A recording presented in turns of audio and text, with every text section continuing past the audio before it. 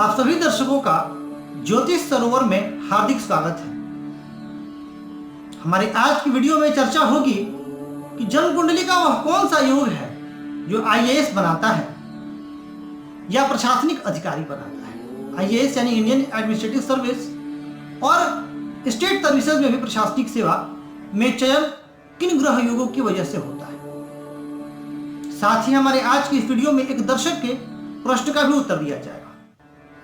और यदि आपके मन में भी ज्योतिष से संबंधित कोई प्रश्न हो, कोई जिज्ञासा हो, तो आप चैनल के किसी भी वीडियो पर जाकर के कमेंट कर सकते हैं। आपके भी किसी एक प्रश्न का उत्तर अवश्य दिया जाएगा। तो आइए चर्चा शुरू करते हैं। देखिए, प्रशासनिक सेवा आईएएस, जब इन सेवाओं की बात होती है तो इन सेवाओं के साथ एक रिस्पेक्ट जुड़ा हुआ है, प्रतिष्ठा जुड़ी हुई है, पावर जुड़ा हुआ है। और बहुत से युवाओं का यह स्वप्न होता है कि वह इन प्रतिष्ठित सेवाओं में उनका चयन हो और वह देश की सेवा कर सके। लाखों लोग आईएएस की परीक्षा देते हैं, पर कुछ ही लोगों का चयन हो पाता है, क्योंकि अब इसमें कंपटीशन बहुत ज्यादा है, भारी प्रतिद्वंदिता है, कट थ्रोट कंपटीशन। ऐसे में यदि ज्योतिष शास्त्र का सहारा लिया जाए और यह जानने का प्रयत्न किया जाए कि क्या आपकी जन्म कुंडली में भी ये योग है क्या जो आपको इन प्रतिष्ठित सेवाओं में चयनित करा सकते हैं, तो आइए आज इसको समझने का प्रयास करते हैं कि वह कौन से ग्रह हैं, कौन से योग हैं, कौन से भाव हैं जिनका महत्व सर्वाधिक है। वैसे तो जन्म कुंडली के 12 भाव का महत्व है, परंतु किसी खास फील्ड में चयन हेतु, किसी खास फील्ड में सफलता हेतु कुछ खास ग्रहों का और कुछ खास भावों का महत्व बढ़ जाता है। तो सबसे पहले हम ग्रह पे चर्चा करेंगे, फिर उन ग्रह का उन भावों से संबंध और फिर जन्म कुंडली के योग। तो देखिए, यदि मैं ग्रह की बात करूं तो सबसे पहले मैं यहां सूर्य की चर्चा करूंगा। सूर्य राज सुख देने वाले ग्रह हैं। राज्य कृपा हेतु, सरकारी नौकरी हेतु सूर्य का बलि होना आवश्यक है।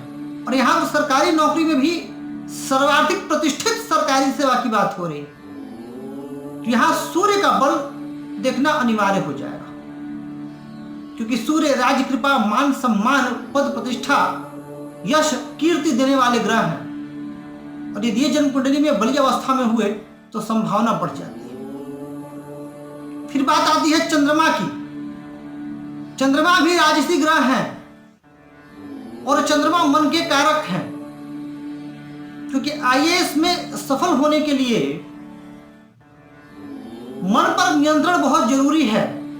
कठिन तपस्या करनी पड़ती है, साधना करनी पड़ती है और अनवरत प्रयास करना पड़ता है, कंसिस्टेंसी के साथ, डिसिप्लिन के साथ, अनुशासन के साथ। तो यदि चंद्रमा मजबूत हुए तो जब तक अपने मन पर नियंत्रण रहेगा, भावनाओं पर नियंत्रण रहेगा, एक दो बार असफलता के बावजूद भी जब तक टूटेगा नहीं, थकेगा नहीं, प्रयास करता रहेगा। इसके बाद बारी आती है गुरु की। गुरु का भी बलि होना आवश्यक है। गुरु ज्ञान के कारक। गुरु जिनकी जन्म कुंडली में बलि होते हैं उनकी डिसीजन मेकिंग क्षमता अच्छी होती है, और एक प्रशासनिक अधिकारी को डिसीजन लेना ही पड़ता है, और वह डिसीजन बड़ा महत्वपूर्ण होता है। वो जो डिसीजन लेता है उसी डिसीजन के अनुसार उसकी कार्यशैली मापी जाती है कि वह किस प्रकार से कार्य कर रहा है। बुध बुद्धि के कारक। इंटरव्यू में बुद्धि का प्रयोग सर्वाधिक होता है। इंटरव्यू में आपसे प्रश्न पूछा गया और यदि आपने वहां अपनी बुद्धि का प्रयोग नहीं किया तो हो सकता है कि आप प्रीलिम्स में बहुत अच्छा करें, मेंस में बहुत अच्छा करें, पर इंटरव्यू में आपको उतने अच्छे मार्क्स ना मिल पाए, क्योंकि बुध वाणी के भी कारक होते हैं, संवाद के कारक होते हैं, कम्युनिकेशन स्किल भी उतनी ही इंपॉर्टेंट है। फिर बात आती है मंगल की। मंगल साहस और पराक्रम के कारक। इसके बाद शनि धैर्य के कारक, धैर्यवान होना पड़ता है। इन ग्रहों का अच्छी स्थिति में होना जरूरी है। अब भाव पर चर्चा से पूर्व, अब इन ग्रहों का मैं भाव के साथ संबंध बताऊंगा, उसे चर्चा से पूर्व दर्शक हैं उनके प्रश्न को ले लेते हैं। दर्शक का नाम है माया मजुमदार जी। इन्होंने पूछा है कि इनकी जन्म कुंडली में मंगल कर्क राशि पर दशम भाव में है और सूर्य के साथ स्थित है और अस्त है, यानी 12 अंश के भीतर है अर्थात अस्त है। तो यह क्या परिणाम है? देखिए, जब दशम भाव में कर्क राशि आ रही है, इसका अर्थ हुआ कि आपकी तुला लग्न की जन्म कुंडली है। अब तुला लग्न की जन्म कुंडली में मंगल धनेश और सप्तमेश होते हैं। धनेश और सप्तमेश होकर के दशम में स्थित है और अस्त है। हालांकि सूर्य और मंगल दिग्बली होते हैं और यहाँ नीच के भी हैं, तो उतने सुखद परिणाम की अपेक्षा नहीं की जा सकती है। हाँ, सूर्य वहां अच्छे हैं, परंतु यदि आपने अपनी बाकी डिटेल्स नहीं भेजी है, यदि यही मंगल वक्री हो और नवमांश या वक्री हो या फिर नवमांश कुंडली में उच्च के हो या दशमांश कुंडली में उच्च के हो, तो कुछ शुभ फलों की अपेक्षा आप कर सकते हैं। यहाँ मंगल का उपाय आवश्यक है, शुभ फलों की प्राप्ति होती है। आइए चर्चा को आगे बढ़ाते हैं। अब यदि जन्म कुंडली में सूर्य, क्योंकि दशम भाव में, देखिए सूर्य पर चर्चा भी हो रही थी, सूर्य को दशम भाव में दिग्बली माना जाता है। तो यदि सूर्य दशम भाव में हो, उच्च के, लग्नेश बली हो, साथ ही नवमेश भी बली हो और अनुकूल ग्रहों की महादशा हो, तो प्रशासनिक सेवा में आईएएस में चयन की संभावना बहुत बढ़ जाती है। देखिए, यहां पर एक बात मैं आपको बता दूं, यहां पर जो ग्रह मैं बता रहा हूं, जो भी ग्रह उच्च के हैं या योग कारक हैं, 2-3 बातों को ध्यान अवश्य रखना है कि ये ग्रह, इन ग्रहों की महादशा करियर निर्माण के समय आ रही है कि नहीं, और ये ग्रह नवमांश और दशमांश में इन ग्रहों की क्या स्थिति है। कहीं तो पाप प्रभाव में तो नहीं है, नहीं तो शुभ फलों में अवश्य कमी आएगी अगर ये घटक हुए तो। अब यदि जन्म कुंडली में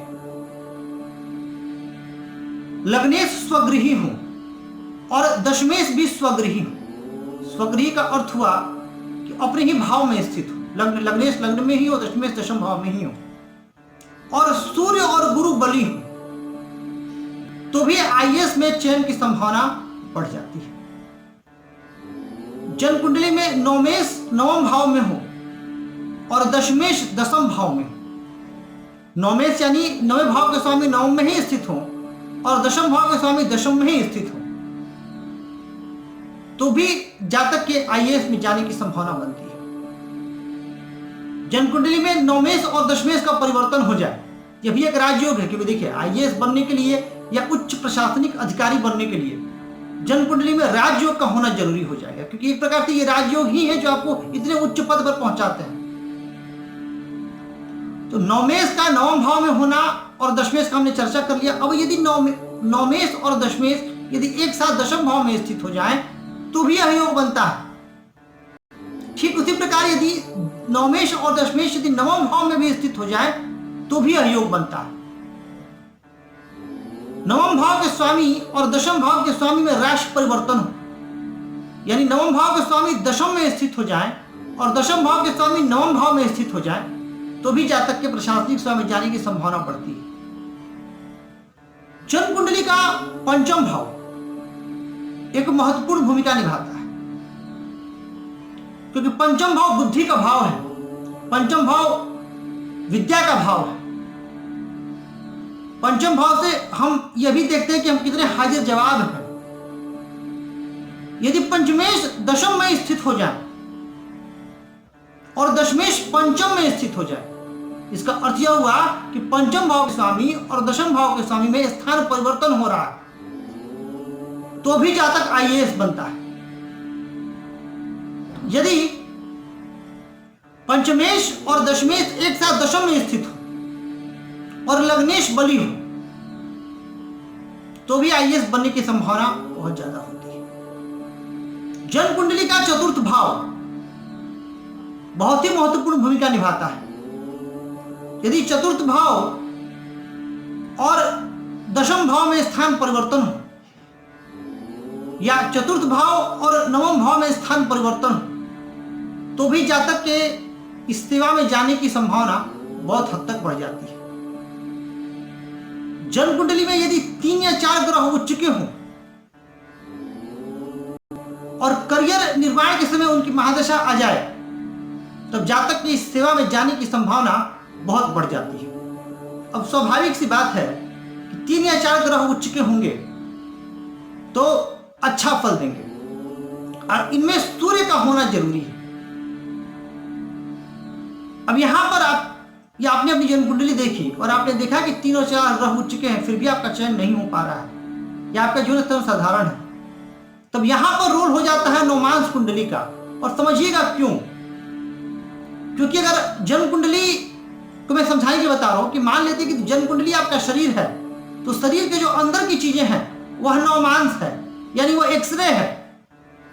कोई व्यक्ति हो सकता है कि देखने से बड़ा स्वस्थ मालूम हो, पहली बार आप उससे मिले तो हट्टा कट्टा दिखे, और अंदर से उसका शरीर बीमारियों का घर। तो ठीक इसी नियम को लागू कर लीजिएगा नवमांस में भी, कि हो सकता है अगर प्रतीत तो हो रहे हैं कि उच्च के हैं, पर उनका जो वास्तविक बल है वो नवमांस से षडबल का भी रोल है, बहुत सारी चीजें हैं। नवमांस और दशमांस में स्थिति अगर उनकी अच्छी रही तो निसंदेह जातक का चयन आईएएस में होता है।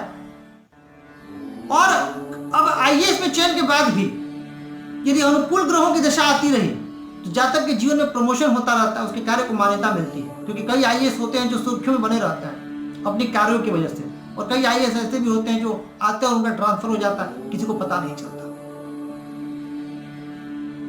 यानी कार्य, उनकी जो कार्यशैली है वह कितनी उच्च स्तरीय है इसका पता चलता है अनुकूल दशा।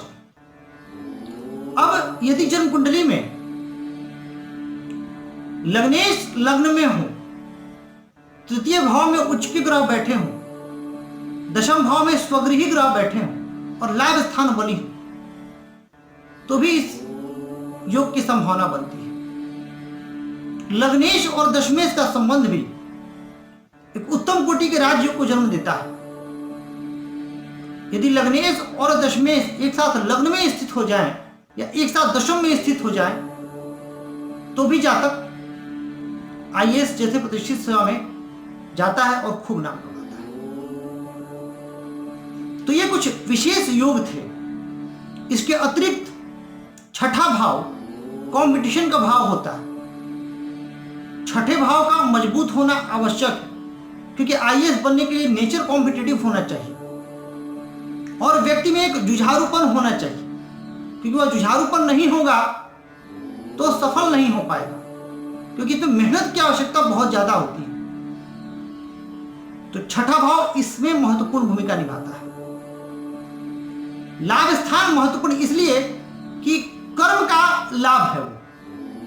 यदि मैं एक निचोड़ के तौर पर कहूं तो लग्न, तृतीय भाव, चतुर्थ भाव, पंचम भाव, नवम भाव, दशम भाव और एकादश भाव सर्वाधिक महत्वपूर्ण भूमिका निभाते हैं।